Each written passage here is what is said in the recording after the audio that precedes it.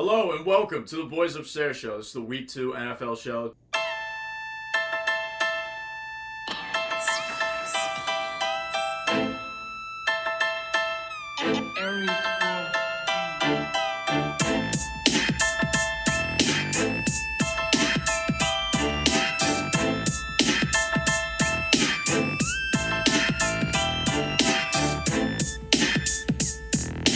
Good to be back. What's going on, fellas? Hello. I'm here and I'm back. First game on the slate this week. A good game between two top 10 offenses in the NFL right now, which is pretty crazy. The Washington Commanders and the Detroit Lions. The Lions are favored -1.5 at home. Total's 49.5. The Lions are going to win this football game. Last week, we saw the Commanders barely tread water against a horrific Jacksonville Jaguars team who did not look good. Trevor Lawrence didn't look good at all. Carson Wentz had flashes. He made some great plays, but he also made some stupid plays, as Carson Wentz is prone to do. I think the Lions are due for a win here, and I'm also going to take the over, considering neither of these teams know how to play defense for their lives, and it's probably going to be a good amount of scoring, maybe a couple pick sixes to throw in there. If Maya wants to add to my card Carson Wentz throwing an interception, that's probably like -400, but if it's not, throw that in there. I feel like there's going to be a couple picks for each quarterback. There's going to be some scoring, but I think the Lions are going to edge out in this game and get that big win to start their season that they never got last year. Commanders Lions. I'm ashamed that I'm even talking about this game. I'm just going to take the under. I'm big on the Lions this year. I actually really like them. I think they're going to be way better than last year, better than a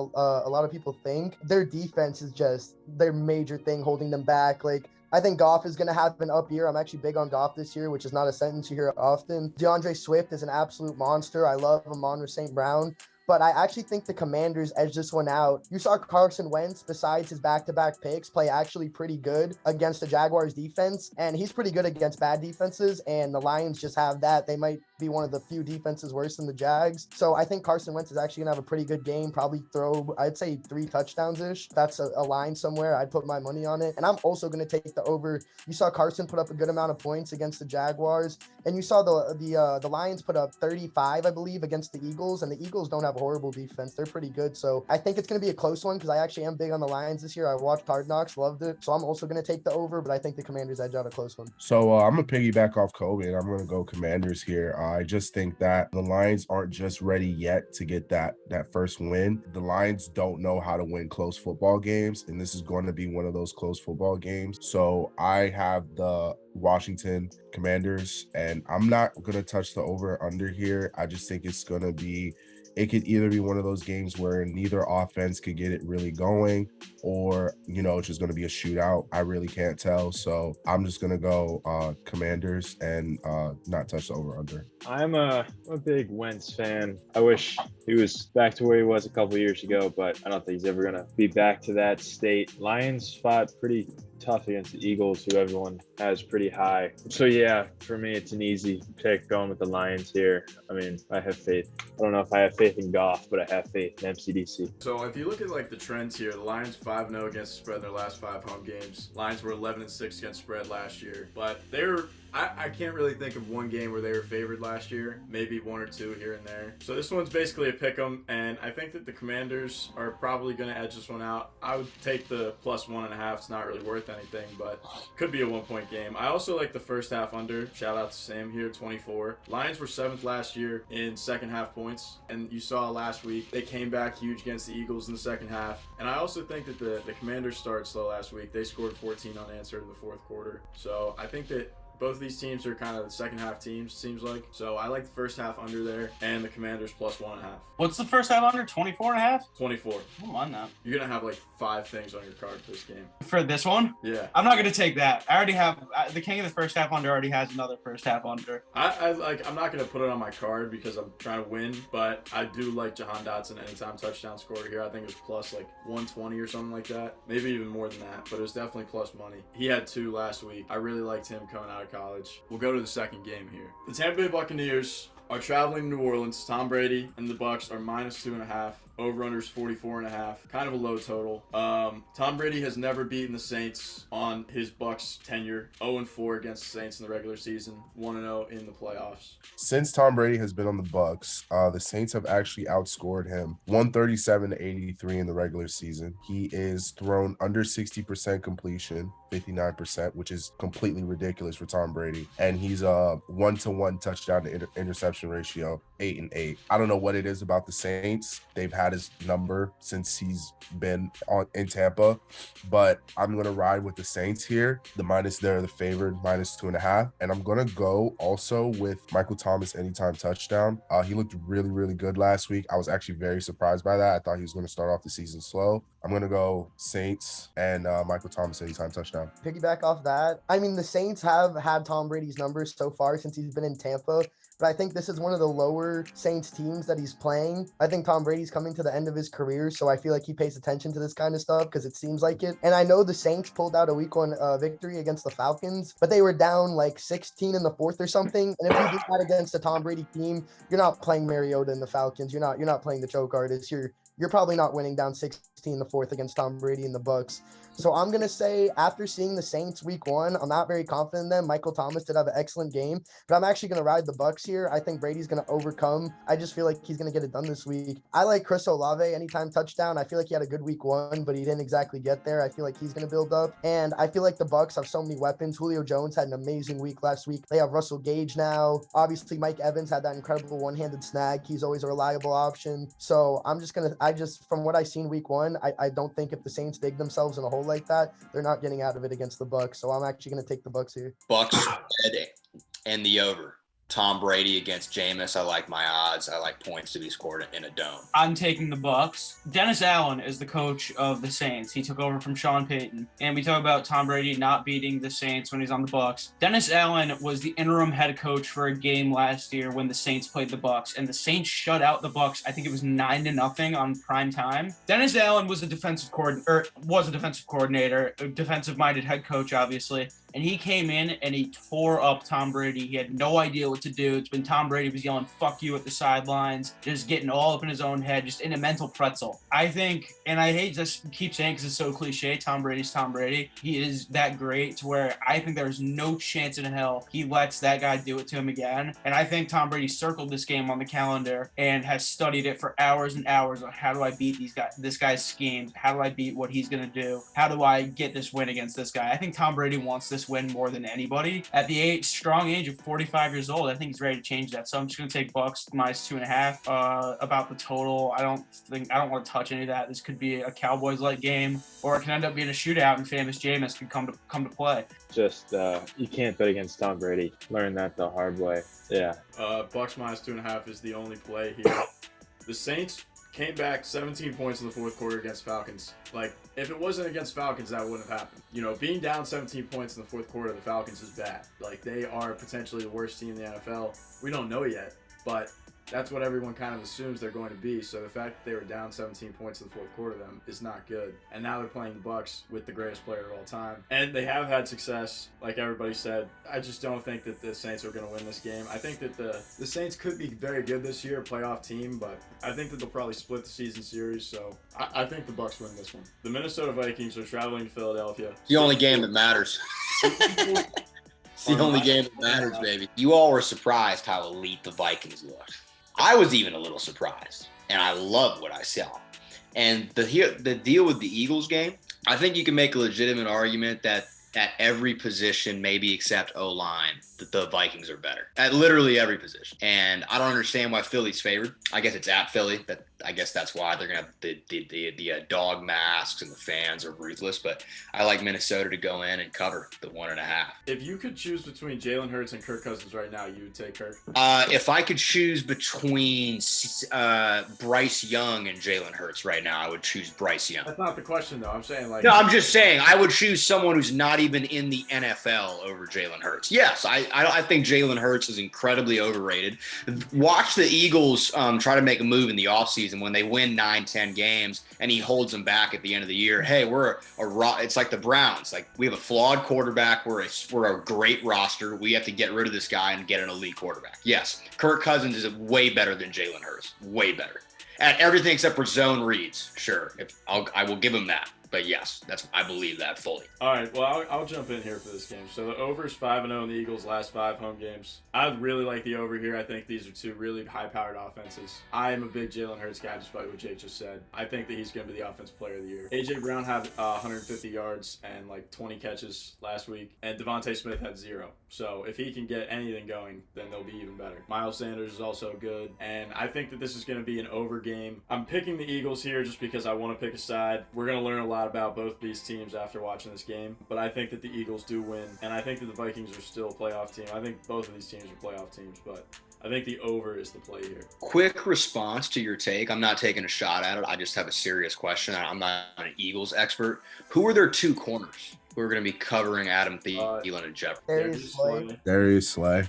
Darius Slay's decent. Okay. I honestly forgot he played. All right, Darius Slay's good, but we saw him get cooked. We saw Justin Jefferson cook up Jair Alexander last week. Well, Jair didn't even cover him.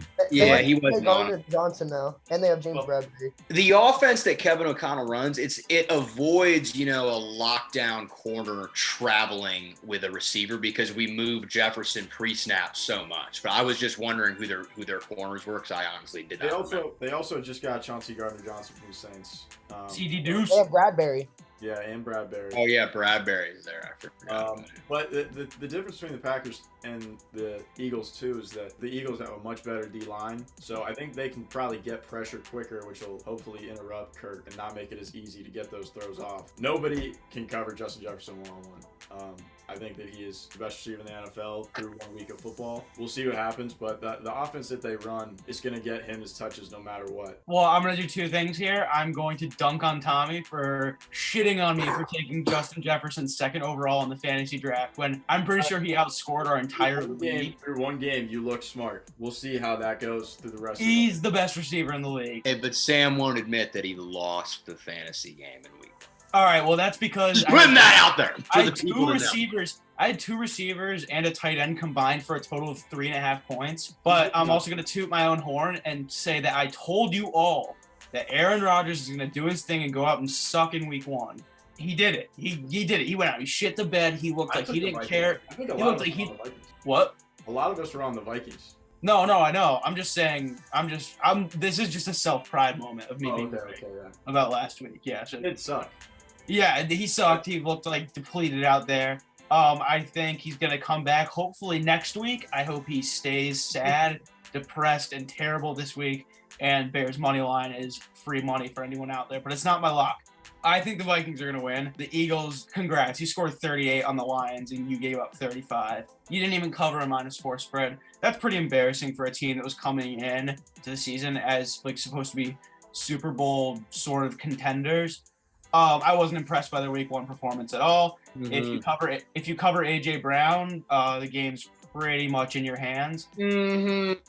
I'm taking the Vikings +1.5. I'm also taking the first half under 24.5. I think this game's going to pick up heavily in the second half. I don't know. I feel like there's been a lot of conservative play going on at first, trying to figure it out. 2 relatively new head coaches. But yeah, we'll see maybe some sloppiness in the first half, but I think the Vikings are going to come away with it. I just think if Jefferson can even be half of what he was last week, the Vikings are going to win. I got the Vikings too. I think they looked amazing in week 1. They have a new head coach. He's offensive opposed to Zimmer, who was a defensive coach. He knows how to run an offense. He knows how to use his assets. He knows how to get Jefferson open. Alexander couldn't cover him. No one on the Vikings couldn't cover him. The Eagles have good corners, but not good enough to cover Jefferson. I think Thielen's going to play a big part. They have Dalvin Cook. Their defense is pretty good. So I think this is an easy Vikings pick here. I do think it's going to be the over. I mean, Hurts threw 18 for 32 week 1, and I'm not a big Hurts guy, but I think he's better than that. I think he didn't throw a touchdown last week, so I think he's going to do that this week. I think A.J. Brown's going to have another good game. I think he's going to look to get Smith more involved in the offense. And I think the over is going to hit. I think the Vikings pull this one out. I mean, they barely beat the Lions. The Eagles, I think last year, I believe it was last year, they might be the first team to accidentally make the playoffs. I don't think they had any business being there. I still think they're kind of young. They have a young quarterback. The Vikings are a seasoned team, and I just see a big Vikings win all over it. I'm going to be that guy and not take a side. I'm just going to take the over and play both sides. I thought that you were Team Eagles. You said Eagles Super Bowl. Yeah, I mean, I don't know. That Lions game scared me. But on the other side, I don't know how like the Vikings are like 8th ranked in like the power rankings. Like they're not that good. Let them know, Sean. All right, so I don't know what Vegas is on. I understand the game's in Philadelphia, but what about last week's performance made Philadelphia a favorite in this game? I mean, we saw Minnesota absolutely dominate Aaron Rodgers, the reigning MVP. Philadelphia barely beat a pretty mediocre to bad Detroit Lions team. There's no, like, this is free money to me. There's like no way that the Minnesota Vikings should not win this game. I'm also go ahead and take the over as well. I feel like this is going to be a high scoring game, as we do have two pretty high powered offenses that go about it in two different ways. The Eagles are very much RPO play action, but they do get a lot of yards and they do have a lot of opportunities to make a lot of opportunities to score. And the Vikings, man, Justin Jefferson looked like the best receiver in football last week. Nobody in there, they can't even put hands on him getting off the line. It's ridiculous. Minnesota's going to win. I think they're going to win by a lot. Last year, the Lions came back every week in the second half. Like, they were a great cover team. So it's not really out of nowhere that they did that again against the Eagles last week. It got a lot closer than the Eagles would have wanted, obviously, but the Lions are always going to fight. Dan Campbell is always going to give a great halftime speech, and they're going to come back a little bit. I still have faith in the Eagles. I'm not too shaken up about their week. No, I mean, I think the Eagles are going to they're going to win the division. Obviously, the division's terrible. They're going to make the playoffs, but I just don't see in this game. I don't see how the line is what it is, considering what happened last week. Yeah, I mean, obviously, like, Scott's not here, so we don't want to ever celebrate injuries, and we don't want to try to rub it in people's faces or anything, but Philadelphia Eagles to win the NFC East was free money from the jump, and it's basically the tickets already been Hey, those Commanders are looking pretty frisky. They barely beat the Just Jaguars. putting it out there. They barely beat the Jaguars. Jaguars are pretty frisky too.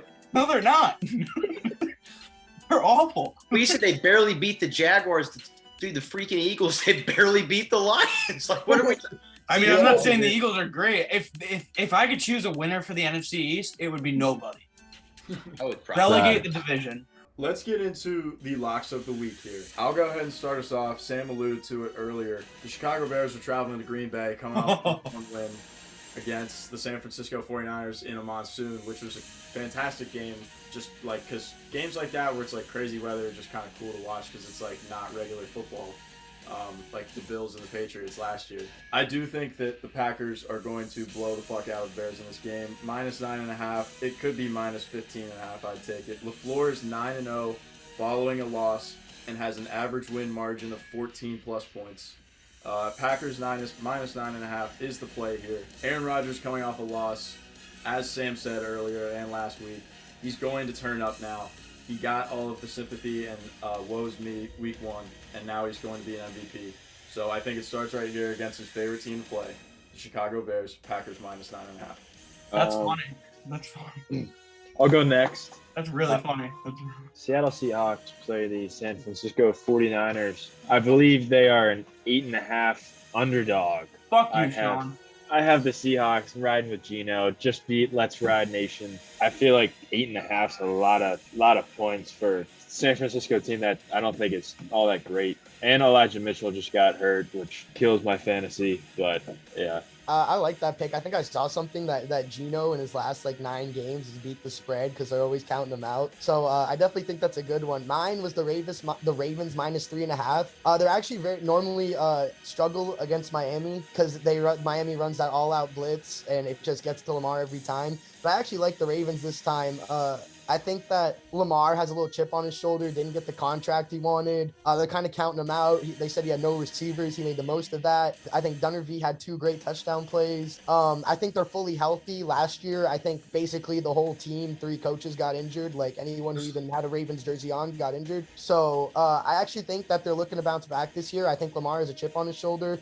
If Dobbins can come back, he's going to be really good this year. That a lot of people are counting the Ravens out because of no wide receivers, but I actually am very high on them this year, so I'm gonna take them -3.5. Let's talk about Saquon a little bit. What a game he had last week, huh? It was kind of surreal to see kind of like the old Saquon back after all those injuries and stuff like that. Like I love Saquon, so it was really like nice to see that. So piggybacking off of that, I'm gonna go Giants to beat the Carolina Panthers is my lock. If they could continue to just pound the ball against a weaker Carolina front seven, I think there's no way that the Giants don't end up winning this game. Baker, I really thought that he was going to have a big week last week. Didn't really have the greatest of games. Honestly, he played kind of bad against the Browns. So I don't know. My expectations for him in the whole season are kind of like bad now. So I'm gonna go Giants here as my lock. I just want to say Brandon Staley is currently going for on fourth down right now. He converted. Okay. Animal. Freaking animal. Yeah, he is a freak of nature. He's addicted to going for it. He needs to go to rehab for Have you ever seen a coach coach an NFL game like Madden? Fucking love the guy. Brandon Staley, Nathaniel Hackett. So much. Well, Hackett's gonna get fired for it, but okay, so you go. Riverboat Ron Rivera used to do that shit in Carolina. Riverboat Ron. That's why they call him that.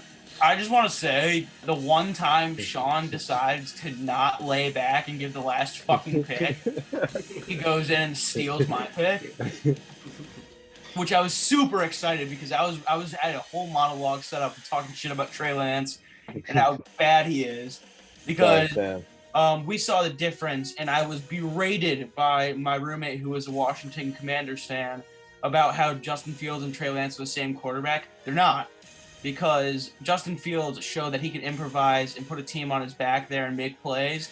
Trey Lance thought that, if it's raining, I'm just going to listen to play calls and still try to make 15-yard passes when it obviously wasn't working.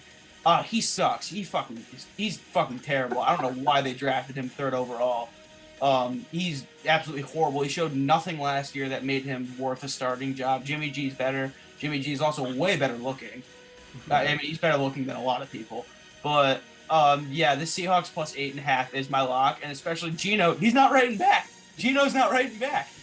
I mean, what else can I say? Geno is not writing back. That is my lock. The Seahawks are going to win this game, but I'm going to take the points just so my record goes up. God, you see Geno Smith play one good game for the first time since he was at West Virginia, and now you're picking him for your mortal lock. Okay, here we go. But he's not writing back. He's not writing back.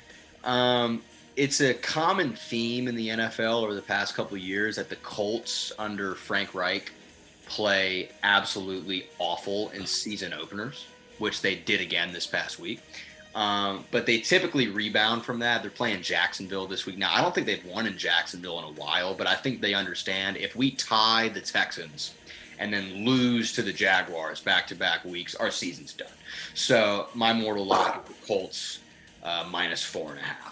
I was looking at that, Jake, but they completely ruined it for me. Like, fucked up all my parlays. I'm not taking them anymore. Fuck the Colts. It's a little risky, but I think they have no choice but to rebound. So, yeah, I'm picking them. Yeah, the Colts and the 49ers lost a lot of people a lot of money last week, including me. Yeah, the 49ers last week. Yeah, Sam, you guys. I walked out of my room after the first quarter and was like, hey, let's get Bryce Young. Maybe we might have a shot at getting Bryce Young. And then kind of like zoned out into halftime and then was watching Red Zone and saw that pass to Dante Pettis. Started barking like a dog in my living room and was like, all right, we're back. We're totally back. And now I'm completely bought in. We're beating the Packers this week. Bears money line. I'm actually super big on the Bears this year. I really like Justin Fields. I think he's going to have a bounce-back second year. I love Darnell Mooney. Their defense is looking really good. Montgomery is a terrific running back. I think he's super underrated. And, I think just because they had a lackluster season this year, like everyone's counting them out, like, the Bears are awful. I actually really like them this year. They had a good preseason. And I think they're actually going to go places this year. They're going to be better than a lot of people thought. The new coaching staff is huge to that too, because like they didn't take a single penalty in the second half. What you saw last year, all the fucking time, it was just like false start, offside, pass interference, personal fouls. Not one of those in the second half. Matt Eberflus, Ryan Poles, the GM, coming on the field, dapping his boys up. He got his Hugo Boss suit all wet in front of everyone. It's just for the culture, for the boys. I was so fired up. I lost my voice that day. It was a special day to be a Bears fan. That video of them like Slide in the fucking rain. That shit's so fucking. Hey, when weird. was the last time the Bears were above 500? Justin Fields is the truth. Equanimous St. Brown. Who the fuck names their kids Equanimous? And Love that guy. And the dad's name is just like John. Yeah, the dad's name is John. Equanimous. If I was Equanimous St. Brown, I would have come out of the womb and been like, "What the fuck? Your name's John and I'm Equanimous? This is bullshit." Well, great show. Thank you everyone for coming on. Enjoy football this weekend, and we're gonna learn a lot about a lot of teams this week. So it's an exciting weekend. Big Steelers game. Yeah, big Steelers game this weekend. Coby, Patriots fan, so like that's gonna. I mean, like if the Patriots lose this game, start 0-2, they might not make the playoffs. So. I was watching that Steelers game on like Red Zone because that was like all they were playing at the end of the witching hour, and I kept like looking at it and I was like, damn, like it would be really funny. Like I was kind of just like, I really just want to see like the Bengals somehow fuck this up and then like go and like actually like have another tie, which Chris Boswell ruined. And I saw that blocked extra point and I was like, holy shit, they actually did it. And then when Boswell doinked again, I was like ready to bet on it being a tie. But Yeah, It was one of those games where neither team wanted to win. yeah, no, and that Or doink both was teams to lose. It was whoever's worse, not whoever's better. It was exactly. No one wanted to win that game, and that doink was a hell of a doink. Like you heard that shit from a that mile shit was away. like, boom. Right off, like it did, like the laces and everything just hit it right in the meat spot, right off the barrel. My TV fell off the desk from the recoil of that doink. My TV fell off the desk when I started barking when the Bears scored their second touchdown. All right, well, like and subscribe.